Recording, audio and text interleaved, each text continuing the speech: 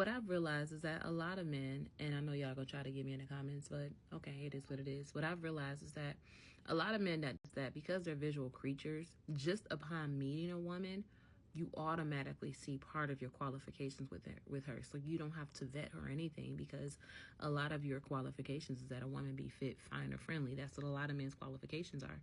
If you meet a woman, you can tell she's fit by looking at her. You can tell she's fine by looking at her. Those are already two of your qualifications that are met. If a woman wasn't fine or fit, you would not have approached that woman. You know what I'm saying? So you met her, and upon meeting her, you see that your qualifications are met. But for women, it isn't that simple. Well, men see that and understand that the qualifications are not met because being fit and fine aren't qualifications. Those are prereqs. And there's confusion in thinking the two are interchangeable, that they're really not. Qualifications are what you bring to the table and what you show that you're capable of doing the job or the task. Let's make this make sense. You go to apply for a job and you show your degree. It says I'm qualified. That's not your prereq, right? What you're looking at, being fit, feminine, friendly, those are prereqs. Those are prereqs saying like you have to be these in order to apply for said job. A prereq for that job that you're applying for, you have to be an adult. That's a prereq. That allows you to submit your qualification to show, hey, I want this position, and here are the reasons why I'm qualified for this position. I have these prereqs. Not the same thing. When we confuse the two and make it seem like, yeah, men just see if you fit and you're fit, feminine, and friendly. That's it. That's it. Off to the races. Everything's good. Everything's gravy. Now I just have to prove to the woman that I meet her prereqs and her qualifications. It's not that. If it was that simple, everyone fine would be taken. But we all know that's not the case. Guys, before we continue, do like, comment, and subscribe. It helps the algorithm, helps the channel. Hit the notification bell because sometimes YouTube will turn it off and you won't get notifications when these videos go out. We're still trying to do 2 a day. It's it's strenuous, but I think it's the best way to keep growing, keep moving forward. Let's continue. We can't meet you. You don't have a sign on your forehead that says provider, protector, emotionally intelligent, um, happy to be around, great conversationalist. That is not anything that's listed on your forehead. So in order for us to find out if our qualifications of being having gift giving being our love language is something you can meet, those are questions that we have to ask. Now, it's like you're taking all these disparate ideas and trying to make a cohesive, unified theory in in such a way, but it's failing on multiple fronts because there isn't an understanding of fundamentally what's supposed to be happening. If you're saying that your love language is gift giving, is it receiving gifts, or am I supposed to be giving you the gifts for you to evaluate that?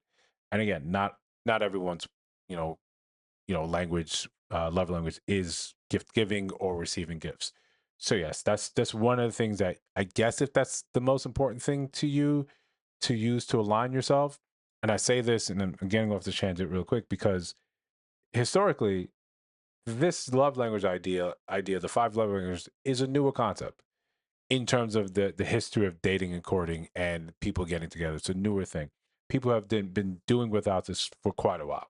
Yes, think of it as the icing on a cake, an enhancement, but it should not be a deterrent. If you're looking to see if that person is their love languages matches up to you perfectly, you just make it even more strenuous, even harder to date.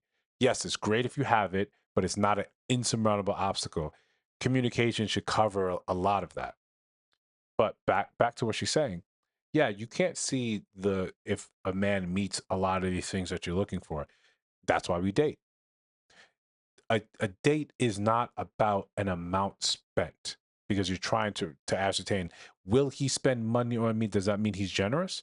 Or that just simply mean he's willing to spend to get the outcome he wants?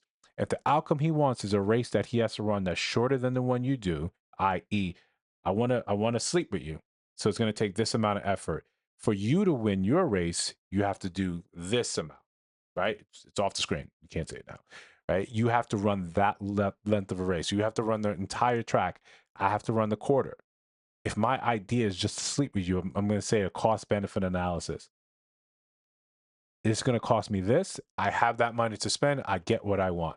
Does that mean because I took you out to somewhere fancy that I met some of the things that you were desirous of, your qualifications or your prereqs or whatever way you want to put it? No, it just means I have disposable income. I'm willing to spend it to get what I want. There's no bearing on understanding that.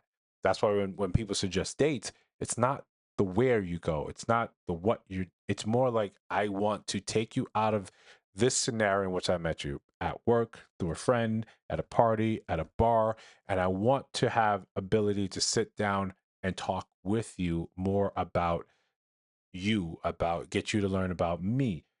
I need to do this in a socially, accepted way. And currently that's dating. That's say, hey, let's sit down over something to consume.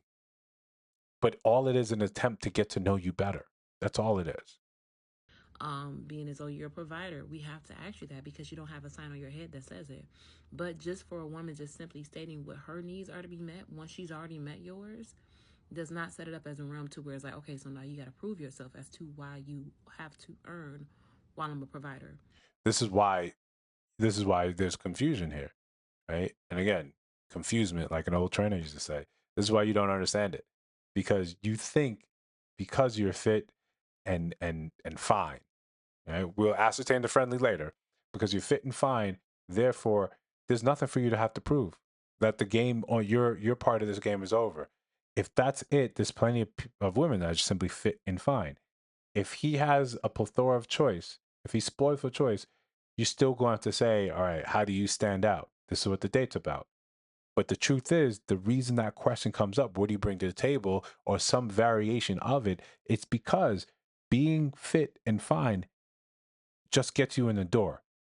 Now you're in the front of the line. Now the conversation is going to be about more about the character, more about your history. Whatever that particular man is looking for, you have to go through that. Just the same way, you can't see these things. You want to meet, you want to sit across him, and you want to ascertain: is he a provider? What type of man he is? You want to know all these things. That's why we go through the dating process. We don't see what we need to see written on people's faces. True, that's a given. But because we're visual creatures as men, that's just stage one. Whenever you hear and I get it, you hear a lot of times of men are saying, "Yo, he'll date the broke chick. He'll date the one that doesn't have anything going on."